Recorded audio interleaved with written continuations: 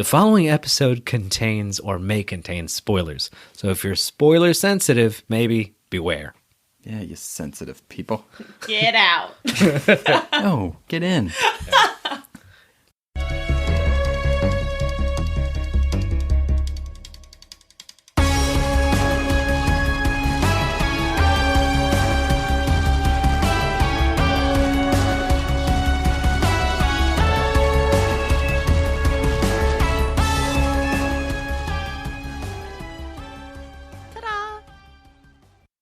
Engage. Okay. Welcome to the Phantom Zone. 3 fans, 1 podcast, and a sea of comics. I'm Noah. I'm Kayla. Jared. Wait, can we take that again? Hold on. No. Jared. You have to Good live job. with that one, though. Jared. Yeah. I'm going to purposely edit out the second one, just so you can make the first one. Okay, so today we decided to reflect back on the MCU and pretty much focus on Phase 1. Yeah, Phase 1. The one that started it all.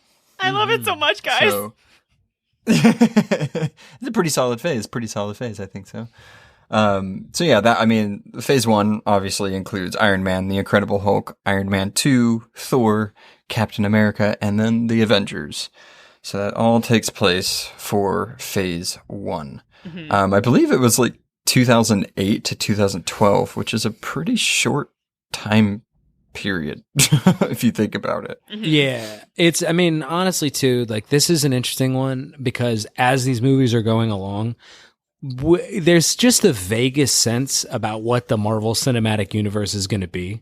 You know what I mean? Yeah. Mm-hmm. Yeah. Like, it's not, this isn't like, we're not, oh, this is an established sort of property. And, honestly, I think for people who weren't really paying attention, there wasn't even a sense that it was a connected universe yet.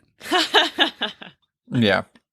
Wah, wah. Especially before people figured out that you needed to stay after the credits. Yeah, for real. That's true. So all these conventions that like we take to be like not only just how the Marvel Cinematic Universe functions, like all that architecture, but like basically what we expect from a superhero movie in the contemporary period, that gets started in this phase. Mm-hmm.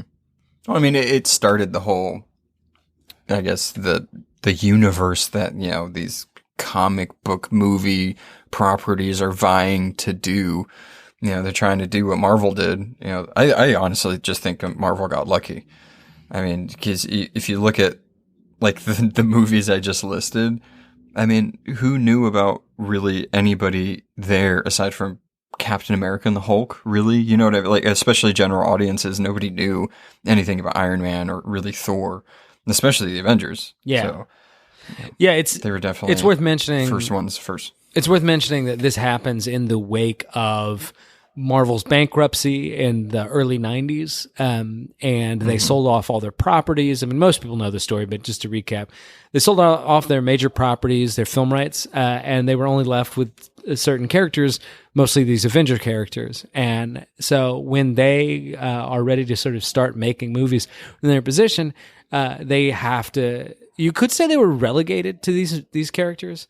But I actually think it's explanatory for Marvel's basic success is that, and why I think DC has had such trouble, is that while DC has had these amazing characters that everybody loves or household names, that oftentimes, they would forget sort of fundamentals of movie making. And they would forget, like, oh, you actually have to have a really solid film to deliver this. It doesn't matter how popular Batman and Superman are. With Marvel, they were like, look, no one knows these characters. If these movies aren't at least very solid, this is dead on arrival. So I don't know, because you look at a couple of the films in the first phase, which I am super fond of for various reasons we will get into later. Some of those movies aren't the best.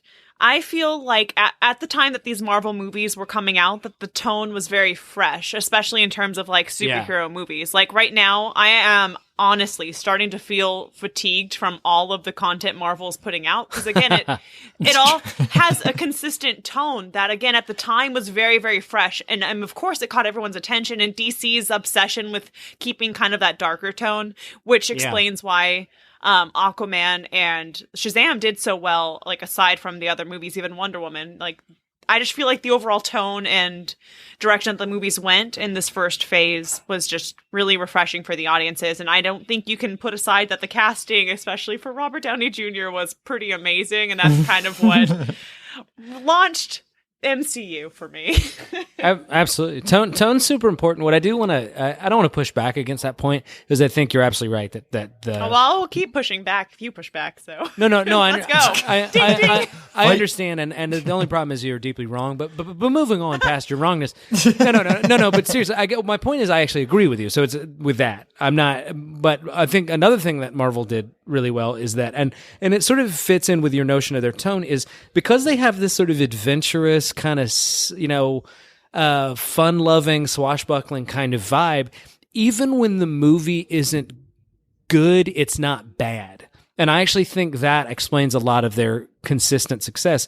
Whereas that DC, because they had these dark, lofty, borderline like poetic, philosophical feelings, when those things fall apart at a structural level, people don't just, they usually kind of get mad at it and want to tear it apart. And I think that kind of, and not to, because I think we actually all, well, at least Noah and I agree that the DC stuff, their bad is a bit oversaid and overstated. It's exaggerated a lot. Mm-hmm. But either way, I think that you're absolutely right. Marvel's sort of tone, I think, made it such that they were more inclined to succeed. Yeah. Yeah, the huge difference between the two, we're not going to talk about DC versus Marvel this entire time, but it's, has to be said, especially with their first phases, if you will. Marvel's first phase is completely made for the general audiences. It's made for comic book fans and also for people to take their family to. They're fun. They're not super dark. You don't have to think too much when you're watching them. They're just fun. They're good superhero movies. Each one of them is a little different in certain ways, but they all have the same mechanics that make a superhero movie. And then later, as the phases go on, they get a little deeper and they get a little darker or heavier or what have you, depending on what hero it is.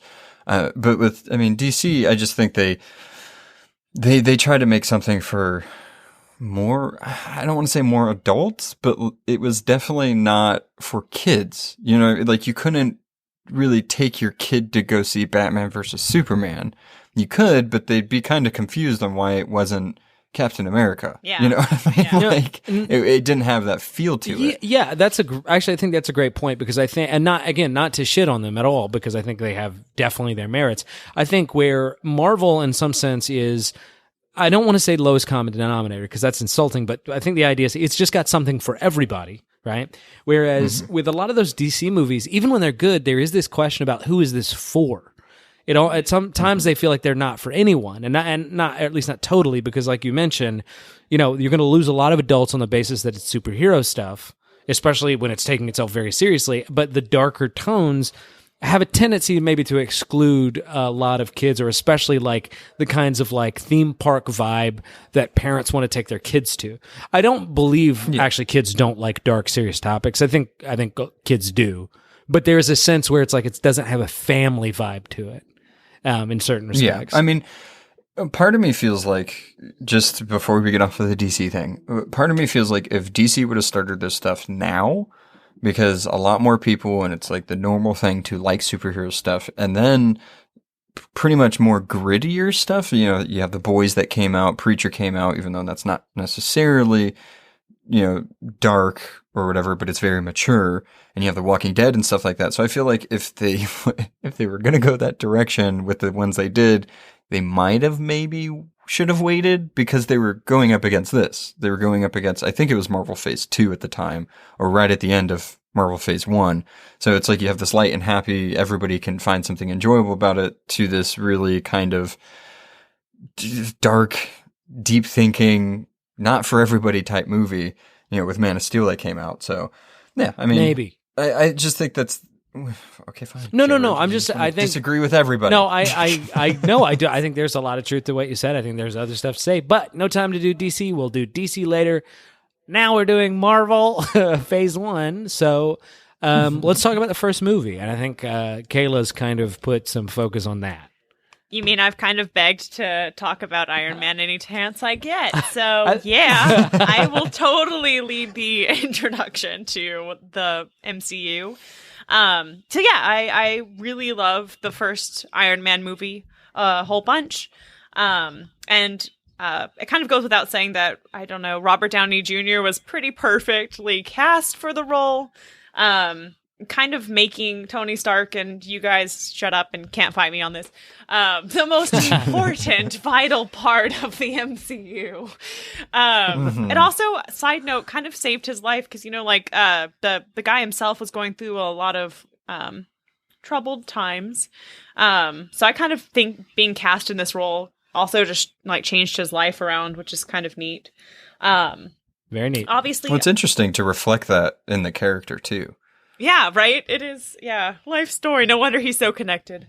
I feel like it kind of shaped the MCU's tone in terms of, like, the humor. Some unique things that it did, though, that I feel like the most successful MCU movies should and have been doing is its music is unique to kind of the rest of the music in Phase 1. Kind of like Ragnarok kind of had their own soundtrack. It wasn't like the typical, like, MCU themes, superhero themes, stuff like that. The big orchestras and stuff like that. Yeah, exactly. The orchestrations. Iron Man obviously had a different type of music playing, which I felt really worked with the movie and with the character. It did have a strong origin story. I know I get so annoyed with origin stories, but obviously this time it was necessary and really well executed. I think it looked good for the time. Like, I think like some of the effects in Captain America later on in the phase looked worse than some of the ones in Iron Man. Yeah. And yeah, I just kind of think it was the perfect movie to launch basically this behemoth that became the Marvel Cinematic Universe. Mm-hmm. One thing that I think is funny that I even forgot, and just kind of reflecting back onto, you know, the first couple of movies, especially Iron Man, is that he was an arms dealer. Mm-hmm. Like, he was a bad person. Yeah. Like, yeah, at least in and some it's crazy to think like where it ended with him and like what he became, because I even forgot that was kind of one of the whole things with the first one. Yeah. It's like, okay, why? Less bad, more selfish person, but. Yeah. Well, yeah, exactly. But I mean, it's kind of one of those things where it's like, well, if it makes me money type thing. So now I just always think it's interesting to like think back on like his early days before he became Iron Man. Yeah, he was completely oblivious to the human consequences of what he was in the world. Very much. Yeah, absolutely. That's what makes it a kind of hero's journey and not just like a guy who gets armor or something like that. But also, I think what's landmark in terms of, I mean, not just launching the MCU and the Marvel Cinematic and the Marvel Studios and everything like that, but the fact it proved that Marvel had viable stories that they hadn't yet made movies on. Iron Man goes from veritable obscurity to one of the top grossing superhero characters of all time. Yep. Yeah, I mean, he went right up there with, I mean, the X-Men and Spider-Man and Superman and Batman now.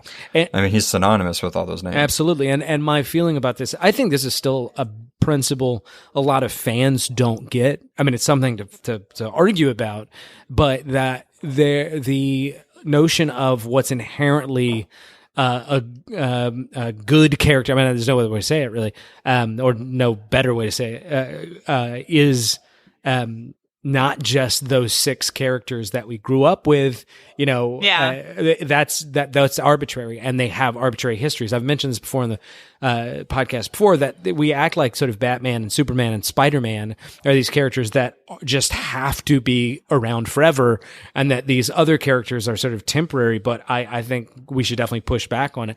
If you look at any of those characters, they have a history and a reason why they got cemented in the pop culture. And I think the same thing can be said for these characters. I think this thing showed, look, if you have a strong enough character and you do a good enough movie, that's going to be a blockbuster. And they do it time and time again. Guardians of the Galaxy.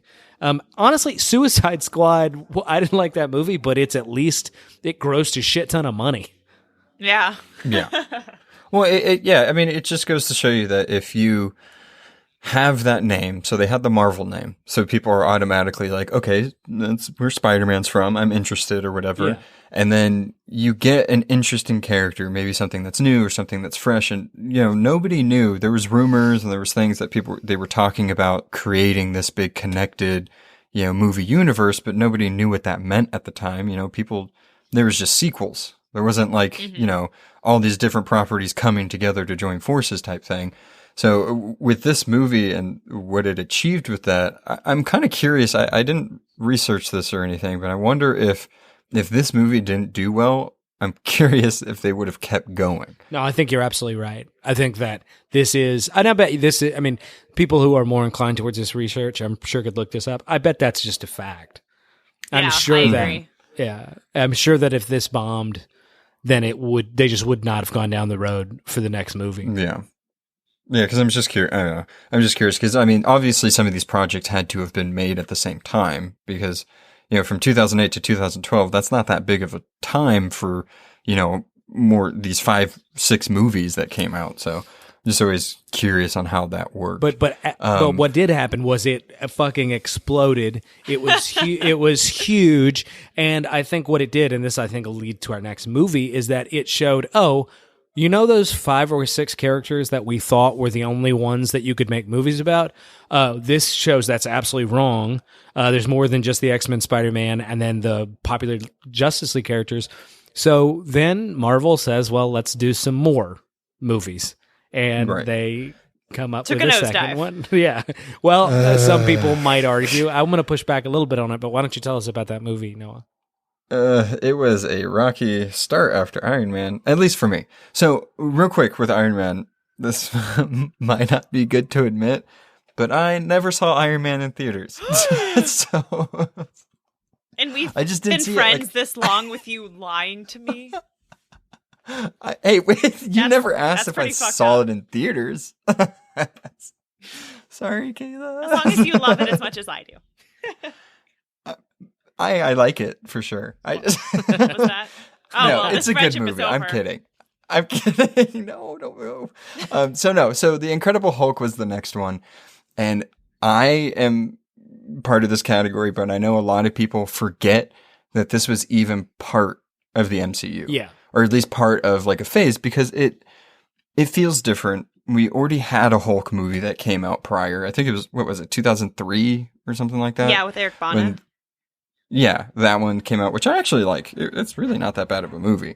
But this one, we've said this before, especially when we did the Hulk dive, or at least I said it. I feel like the Hulk can have a movie, but for him to have a movie, they're just really gonna need to make it not the Abomination, or make it one of his really good stories. Like, we've had the story over and over again of this Beauty and the Beast type story going on.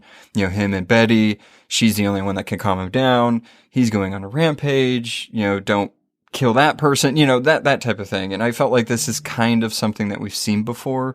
It was a little different in that, what was his name? Edward Norton. Yeah. So I felt like he really gave personality to Bruce Banner. So. Well, as far as hey, I don't like this movie, so I'm trying to find things. I think the best part of the movie was how pretty Liv Tyler looked the whole time, okay? Oh, she always looks pretty. Exactly. But so, I felt like he did the inner struggle, the inner turmoil that he had with dealing with the Hulk really well. And that's one of the biggest props I'll give to this movie is that Edward Norton's performance was pretty good as far as as good as a Hulk movie can get. And then the whole Abomination fight, I guess, was good. They did the fan service with the shockwave clap and stuff like that. So, I mean, I don't know. This movie just really wasn't anything special for me personally. And also, where the fuck is Betty? She is never mentioned ever again, and her father is still in the MCU.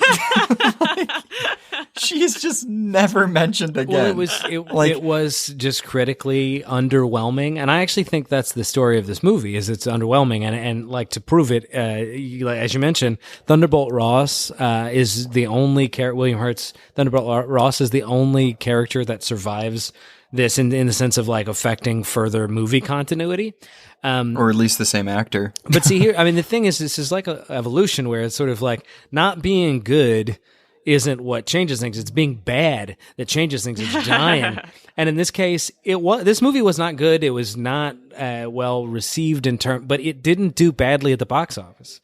And not bad enough to hurt the project.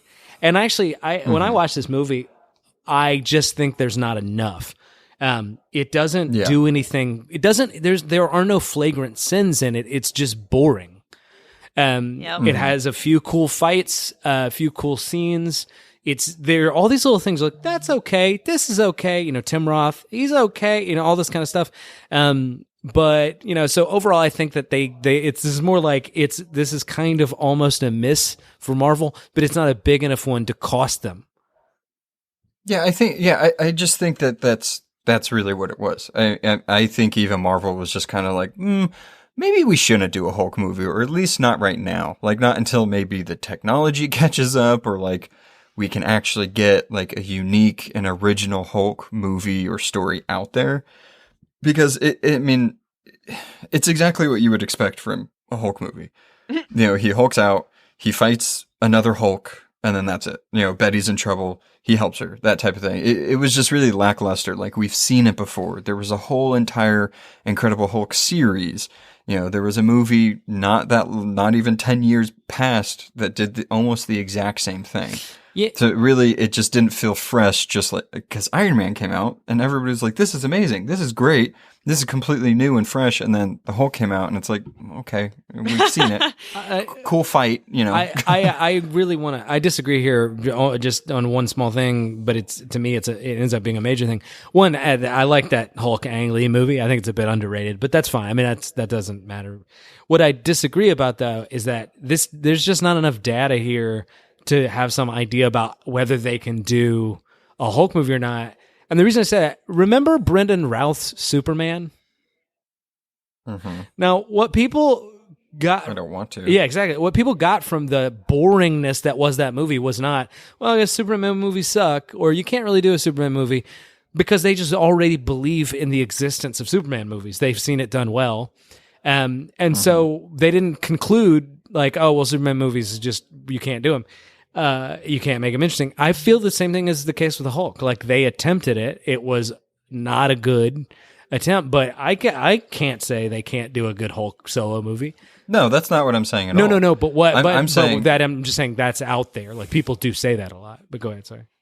Well, yeah. I mean, they can't do the same formula over and over and expect different results. Yeah, because that's what I was saying. The first one, the Ang Lee one, it's pretty much exactly this movie. I mean, in that one, he was just going on a rampage and they had to stop him type thing. Yeah. And it was like, oh, I feel sorry for the big green creature or whatever. And this one, he had more of a personality and they were actually trying to kill him and stuff like that. So it was a little different, but not different enough. And then also, I think a lot of people, I even forgot this when, I rewatched it and everything, that instead of it being focused on Gamma, he was a failed super soldier experiment. Because they were trying to recreate the super soldier serum. Yes. And it failed. And then, that's what happened with him. So it was interesting that they changed that to lead later into, Captain America and stuff like that, like a little wink to it and stuff. So I always thought that was interesting. So the movie's not so good. And it does cement the point that I will probably try to make at all. It proves that fan recognition and general audience recognition of the existence of a character does not predict the movie outcome, which is a lesson that people have to be, that I've said before, and has to just keep, apparently people have to be retaught every time this happens, because Iron Man is a virtual nobody, smash hit. Hulk is one of the most recognizable and popular Marvel characters, and the movie, if not a flop, was just kind of a stinker. Wah, wah. Exactly. Yeah. And that's the lesson we should know. I mean, we should just come to terms with it. Well, yeah, of course. I mean, if they, like I said, if they keep doing the same thing over and over again, or don't make a unique and interesting story, then it's just not going to, people have seen it. But Marvel says, okay, Hulk didn't go so well. Wasn't Iron Man popular though? We did well. We should just try Iron Man again. Let's do that again. Yeah, so Iron Man 2 came out after Hulk. They're like, oh no, save us. Yeah, which I thought was a really interesting thing for them to do, I guess. Like, I don't know, just sandwich a Hulk movie in between 2 Iron Man movies. So I don't know. I just think it's interesting. I don't know how I feel about Iron Man 2. Like, I think it's a pretty good movie. It's not in my top for MCU movies in general, but I think it's better than the kind of mediocre mainstream stuff that a lot of the phases get into. So I think it's between great and mediocre is pretty good. Yeah. Yeah, I think the story of Iron Man 2 is really good, and I like the villain and everything, but I don't know, like I even rewatching it and like thinking about it, it's like there's just something that I guess, I don't know, was missing for me, or like to make it like, I guess bump it above not mediocre. Well, I because it introduced and it tackled a lot of things in the movie, because it did have like the villain recreating the suit tech going on in the background with like the multiple creepy like Iron Man empty suit clone things. It focused on the relationship between Rhodey and Tony, which I really liked that part, or those parts of the movie. Which they changed the actor. Yeah, exactly. I think he does a good job. The other actor, I guess, he was actually asking for too much money, and they're like, no, bye. We're recasting you. Yeah. I think it was Terrence Howard. Yeah. He was just like, give me more money. You didn't pay me enough. And Marvel's like, we're just going to recast you. With a better... more money? Go find it somewhere else. Yeah. But I mean, the movie also introduced Black Widow and like kind of just the bigger S.H.I.E.L.D. dynamic, and the breakdown of his relationship with Pepper, and it like kind of like the strain on the relationship. So I think maybe if it was lacking anything, I don't think it was lacking so much as it had a lot going on. It had a lot of different subplots going on at the same time, which I think they were executed, like I said, I'm just going to keep quoting, pretty well. But it's not my favorite. It's not the greatest movie, but I think it did pretty good. I think that might have been what was happening, I guess, for me. It was busy. Well, the movie, it was. The movie's divisive. Yeah, let me get in here, because I was going to say the movie's divisive on the internet. Like, it depends on who you talk to. But I would argue that the closer you are to comic books, the more you like this movie. And it's not because it's so accurate. This is actually what I take to be a kind of metaphysical problem. Because the thing is that movie critics who had no stake and didn't know what comic movies were about to do want to take these movies as discrete entities, piecemeal, and say, was this movie good unto itself by itself? Because that's how movies generally work. And on those merits, it's okay. It's just, and a lot of critics kind of dogged this movie for this. But I think what you point out, Kayla, which is very true, is that what this ends up doing is telling a longitudinal, protracted story across movies. Mm-hmm. And that's what the MCU has done very convincingly, is that usually in movies before, like if you're a horror movie fan and you like franchise movies, those stories do not feel like a coherent single story across movies. They feel like completely different things with a few elements. In this, you get to Iron Man 2, and this really does feel like a similar voice. Yeah, exactly. And I'm interested personally in like every single little subplot that's going on. So I guess that's why the movie didn't bother me in terms of like, it obviously doesn't hold up when it's isolated away from all of the other movies. But when you're trying to follow these characters, you're like, oh, what an interesting trajectory these characters are on. For sure. If this movie does anything, it continues the momentum of the burgeoning Marvel universe in a big way, and it's like that ended up being more important than whether it by definition was a kind of successful standalone film. Mm-hmm. Well, yeah, I mean, it started introducing, and I think this is when people really started being like, oh, they're going to do an Avengers movie, because then Nick Fury came into it, and Black Widow, and they had Hulk, and there's Iron Man, so people were like, okay, where's Captain America and Thor? Yeah. So, like, yeah, I mean, it had I guess the best way to describe it it did just further the narrative. Yeah. It wasn't a filler movie because it progressed Iron Man's story and everything with him, but it was definitely, okay, we need to find where to introduce these characters, I guess, because they couldn't have a Black Widow movie. They could have 2 Iron Man movies in one phase, but they couldn't have a Black Widow movie. But, they had to figure out how to do that. Yay, let's kill her and then come out with the movie. Yeah. But I think it was important to have this sequel in a weird way, because like most of the time we get these new standalone movies, and in the phases you get like, this iteration of this character. Having the third film a sequel, I think now almost looks kind of weird. But I think they needed to see like, okay, do we still have? Is it going to plummet? Because with a lot of these sort of movies, you don't know, is this going to be like Lord of the Rings, where it's hugely successful, the second one, and the people see it as the same story, or is it going to be like like Friday the 13th, where the second one is just a massive yeah. Or any number of the Jason movies, the Jason 17 that came out. Yeah. No. Yeah, I mean, Iron Man 2 had its purpose. So. Thank you for conceding that, Noah. All right, next one. Jared's favorite. The next movie is, and I've said this before, but when the idea, like, it's Thor's the movie, and just the idea that there was a goddamn Thor movie, to me, was unthinkable when I was 10 years old, when I was just a massive Thor fan. Yeah, it must be nice. Yeah. It's pretty good. And this is another one that I think is somewhat divisive in terms of judging this movie by itself. It ended up getting, I think, like high 70s, low 80s in the Rotten Tomatoes. So it was generally well received. People liked it and stuff like that. But what I think it did was, one, convincingly show, okay, there's this entire other sort of branch of the Marvel universe. In terms of cinematic universe, it opens up Asgard and any number of characters. And what I would argue, and we're going to open this up to discussion, is that what it entered in Chris Hemsworth's Thor and Tom Hiddleston's Loki, and to a lesser extent Anthony Hopkins' Odin, it created some really compelling characters, even if the movie itself wasn't, game changing in terms of the superhero genre. I actually really, really loved this movie. I do too. I do too personally. Yeah, great. I'm glad we're all in the same. Yeah, I think it was.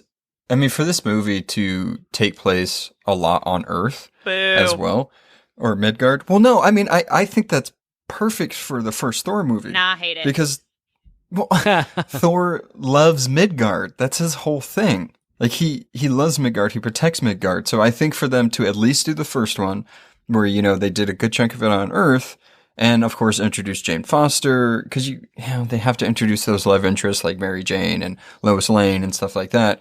But for them to do that, I really appreciated that. I really liked that they took the fallen god and put him on Earth and like had all those funny moments that they needed to have, but also kept that like kind of Shakespearean aspect about him, especially when it would go back to like Loki and Anthony Hopkins and stuff like that. I thought it was a really interesting movie to balance those two things. Well, I'm glad that you mentioned like Shakespearean, because that's totally the best part of the movie, was the family dynamics going on in Asgard. Yes. And they knew that, and I think that's good, because they got Kenneth Branagh on board. They, a Shakespearean actor and director.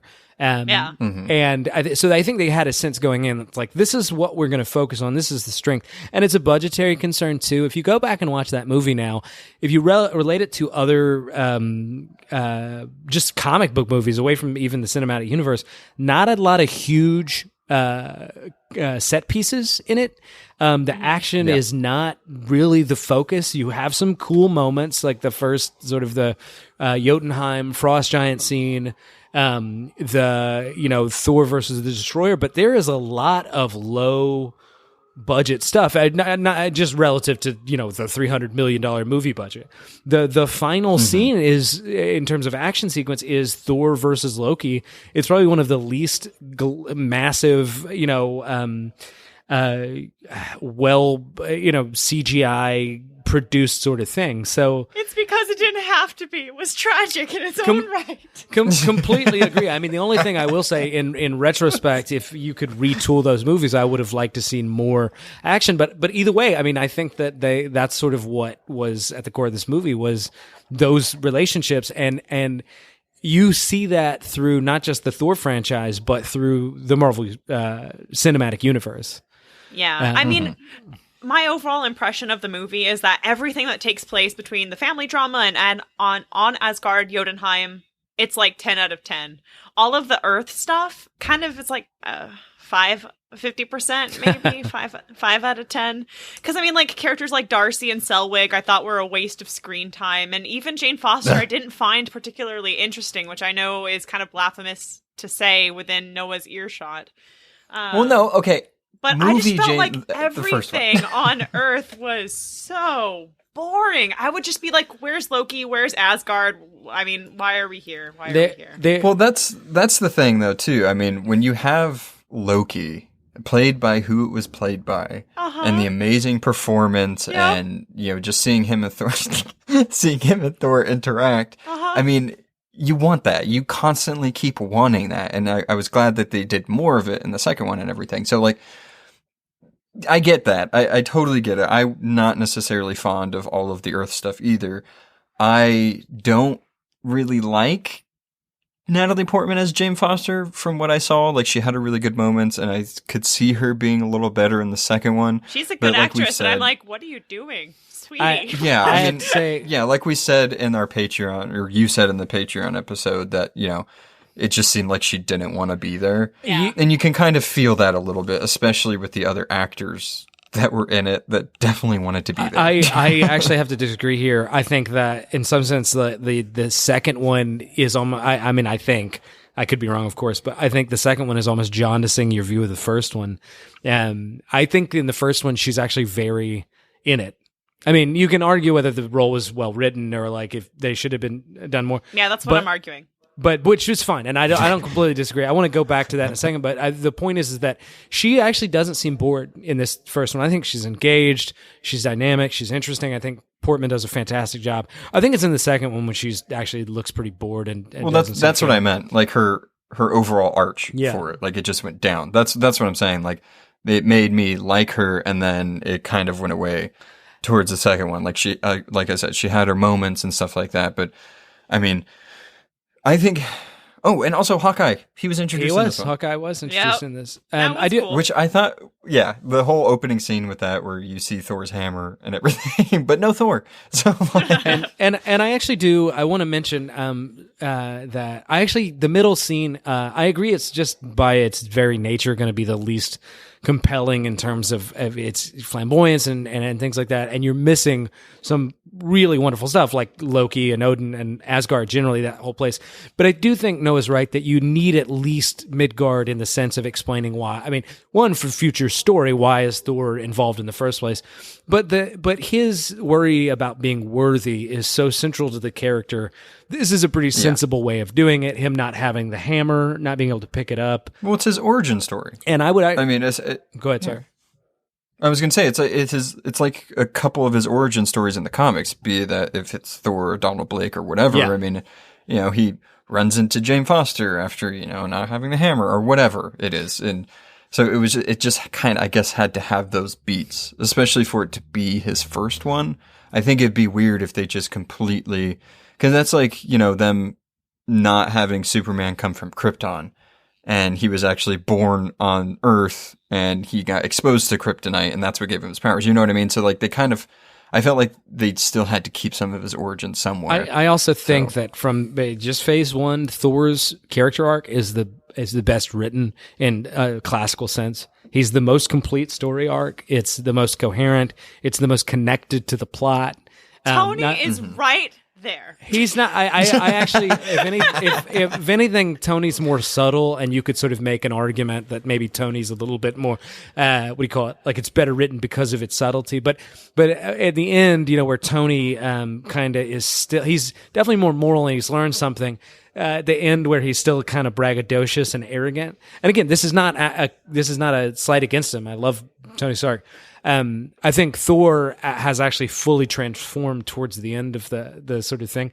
But anyway, I think that 3-act structure of like where he is in the beginning, going down to Midgard, and when he's trying to pick up that hammer, when he's trying to pick up Mjolnir and he can't, and he's in the mud and everything like that, to me, it was weird because for a lot of Thor fans, that's the low moment.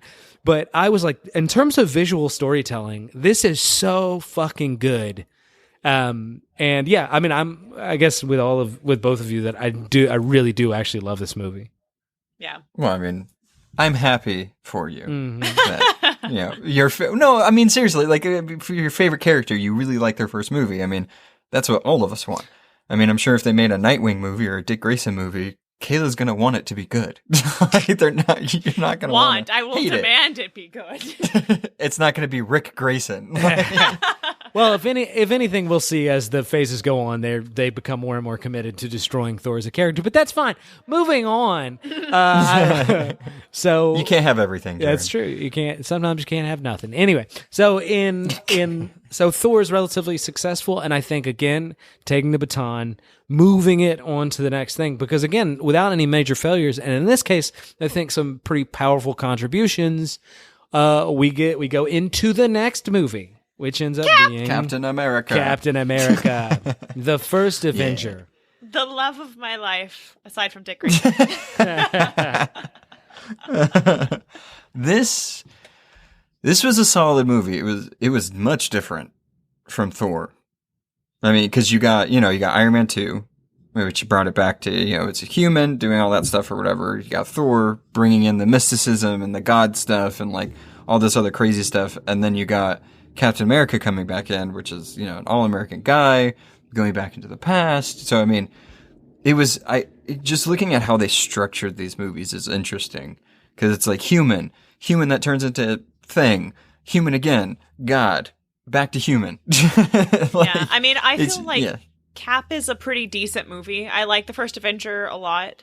It does have a lot of like just kind of weaknesses, but I feel like kind of like Iron Man, the casting really saved it. I mean, the casting for Bucky, for Cap, and for Peggy, I think were so good. It carried it so well that you can kind of go over the glaring weaknesses because it's like, look at Chris Evans' sweet, perfect face.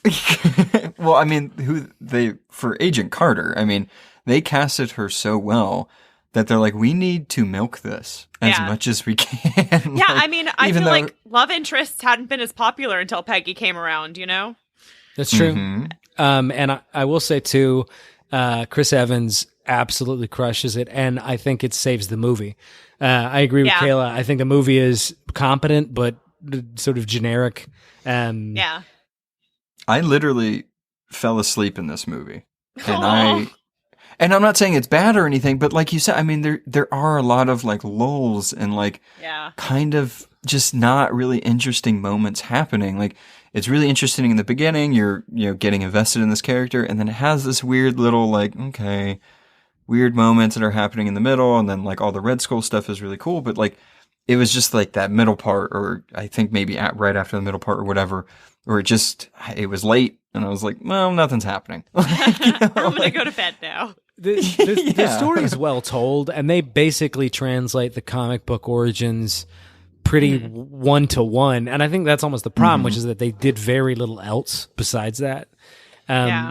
But to go, I think this is the trend, and this is like, that some of these movies are but the characters, especially at the level of like the people that are helming the characters. So Robert Downey Jr.'s Tony Stark, Chris Hemsworth Thor, and Chris Evans Captain America are so right on, and moreover, going in some sense further than the comics themselves, which is sort of dramatic, but I think very true.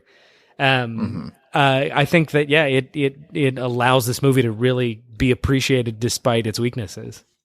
Yeah, I agree. Yeah, I mean, especially with what came like the second Captain America movie being one of my favorite movies. We're not talking about that. Yeah, No, I know. No, I know. I'm not talking about it. I'm just saying that I'm saying like the stark differences between the first movie and the sequel. Yeah. Like it's a lot. Like like this one, it was all right. Well, if anything, it just had to lay the groundwork. It did have to tell the story. I wish that they had done a better job, but like in certain respects, or at least there had been more piquancy or something like that. But the fact is that they brought the character, put the character on the board, and they didn't screw it up. And I think that's the work they needed to do. Yeah, just don't do too bad. Yeah. Yeah, I mean, and then the last one, the Avengers movie. Yes! Very I mean, no, I will forever be fond about the Avengers movie, because I can't remember if I talked about it on the podcast before. But the day that it came out, me and my sister went to the Alamo Draft House, and they were playing all of the prequel movies throughout the day. And then at midnight was the premiere of the Avengers. So the Draft House, of course, there's food and drinks. So we were always ordering food, and the waiters were dressed as superheroes. And we would watch every single prequel movie that day until the premiere at midnight. And it was the single most amazing movie-going experience I've ever had in my entire life. And to this day, The Avengers still holds the record for the movie I've seen most times in theaters. I think it was maybe 8 times now. It's 8 times. That's impressive. I saw it 3 times in the theater, and I thought that was a lot, but 8 times I freaking is love quite it. a bit. I've only seen the movie twice. We can all. I know, right? It defies imagination. I'm sorry, but I saw it in theaters though. in this case, now this shows you, just if you think about how anticipated this movie was, and what fans sort of assumed was going to happen or expected, not in terms of the quality of the story, but just like, okay, getting that it's going to be this sort of like not multiverse, but what do you call it? Cinematic universe. Yeah, absolutely. That the contrast within that first phase is just pretty dramatic. You know what I mean? In other words, we go from big sort of like, oh, it's just they're trying another superhero movie, to you go and it's like, oh my God, all of these characters from all of these amazing... They're interacting. Are gonna be in one place. It's gonna be like... It was the first time that the basic experience of comic reading, which is in superheroes, which is the shared universe, if you're a Marvel fan or a DC fan, had ever been articulated on the silver screen. It had never happened before, and I think this hits the comic world like a meteor. Mm-hmm. Mm-hmm. And it's the first time Mark Ruffalo is the Hulk. Yeah, and not good choice. Yeah, good choice. Yeah, you're right, because in some sense it's sort of like they correct the one thing that you could argue had been a kind of big flaw, which is not to say Edward Norton did a particularly bad job, but his version of the Hulk just didn't pan out, and in terms of he was asking for too much money. Yeah, no, it's true. And he was a screenwriter for that Hulk movie. Yeah, he too. demanded changes and shit like that. Yep. Anyway, it's in the past. We'll never have to deal with him again as the Hulk. I do want to say one thing with this Avengers movie, or I guess 2 things, is one, I really liked that Loki was the villain. Yep. You know, there was a bigger villain, obviously. But it goes back to, the Avengers origin. Really cool. Love that they did that. That's right. And then I also really like the Hulk's story arc in this one, or at least his progression, or, what they've shown of him. It was just kind of, they did the whole thing of like, oh, don't make me angry type thing. But then when he does get angry, it's really well done. Yeah. And also you forget how quick he is. Like when he's chasing Black Widow in the carrier, like he's really quick. You can't even see him run. Yeah. Like I always forget how fast he is. No, I mean it's very true, and so it's really funny because I don't know that I'd like to know more of the history here, because they didn't know what a standout character Tom Hiddleston's Loki was going to be in the Thor movie. Yeah. It wasn't just the Avengers. He was already, I mean, I remember the criticism, and everybody, they thought Anthony Hopkins was pretty good, maybe phoning in a bit.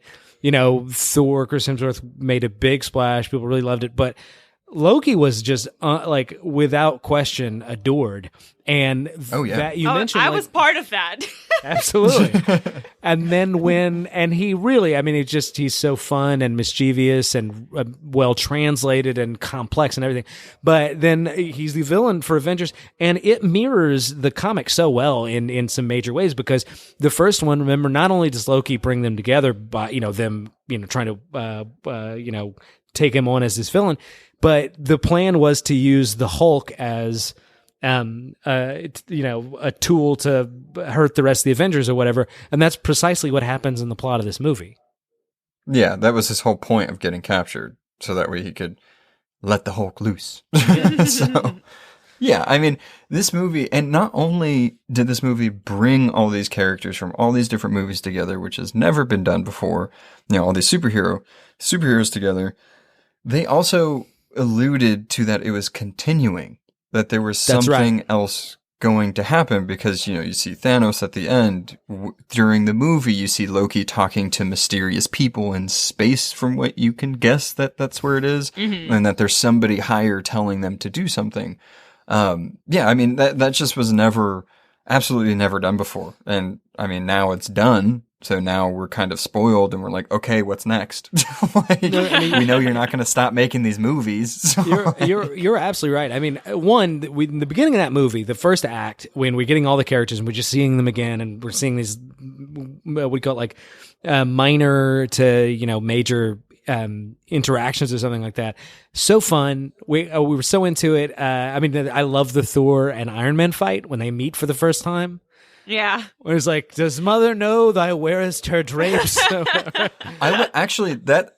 Before we move from that one, I did want to say, it's so, seeing Thor with everybody else, because in the Thor movie, you'll hear Jane Foster talk and then Thor, but you forget how he speaks. Yeah. So like when he's speaking to like Loki and stuff, it's very much still Shakespearean, and like the stuff he uses, I'm like, well, that sounds really weird with everybody else around. Just to throw in some nerdy stuff, I love that because they removed the thous and thees in J. Michael Straczynski's Thor run, but he wrote it in such a way, even though you took the thous and thees out, it had a lot of gravitas, and I thought that was very much in this, which is, Thor still talks in a way that's just over the top melodramatic. Different. Exactly, without actually using Old English, and it was great that Iron Man says that he actually uses the Old English in a kind of in a reference.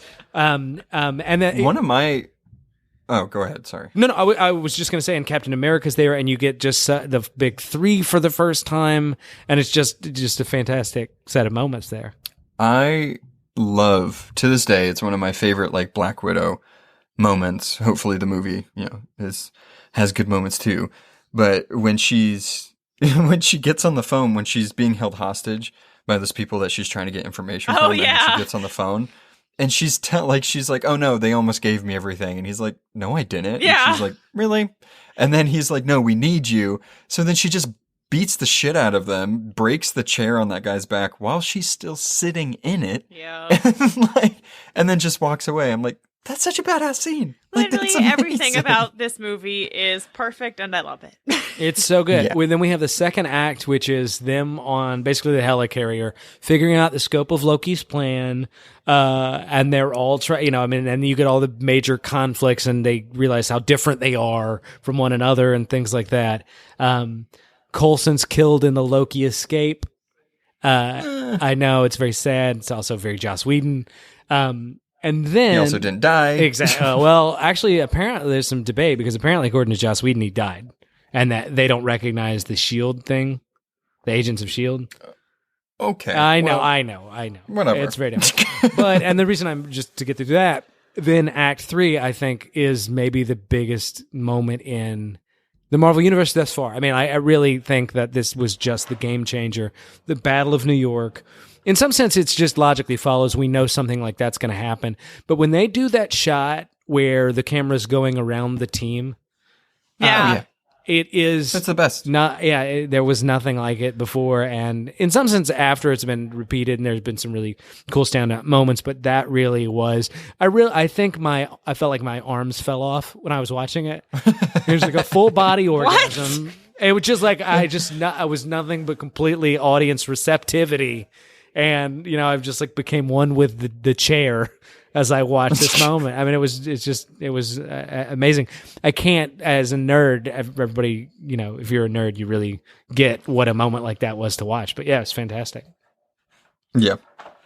Yeah. I mean, you guys got anything else to say? I think that's it. Just that it ushered in the age of. I think the point that I'm stuck with is it didn't just change superheroes, though it did that. It didn't just like put Marvel cinematic movies on the map. This changed cinema generally, because superhero movies absolutely dominate movies, and I think it's the Phase 1 that did this, and specifically Avengers, that had that effect. Yeah. It's forever changed. Mm-hmm. It was the high moment for them. There would come a day like no other where comic book movies would join forces to basically ruin cinema. No, I'm just playing. Sorry. I mean, if you do look at the top grossing movies of all time globally, there's nothing but superhero movies in there. And then also like Pixar movies and stuff, which completely makes sense. Those are like my favorite movies anyway. So I'm totally fine with cute inanimate object movies and also superhero movies. So it's great. What a weirdo. But they're all Disney, so Disney owns everything. They'll soon own us too. I think that's it, guys. Yeah, well, so overall, Phase 1, a monumental success. Pretty big success. We'll do Phase 2 later, and we'll probably see some more flagrant weaknesses and even moments where it might put the whole thing and its longevity in question. But in the first one, this is the height so far, I think. Yeah, I think Phase 3 is when we'll start parting ways. All three of us. You said Phase 3 is when we're going to start parting ways? Oh no, we're gonna phase. But once we get to Phase 2, we're gonna disagree hardcore, I think. Cool! I can't wait for that. Yeah, because Dark World is one of my favorites. Yep. But I'll end it on that note. Thanks, guys. Thanks for listening. Follow us on Facebook, Instagram, or Twitter at The Phantom Zone Pod for more podcast updates.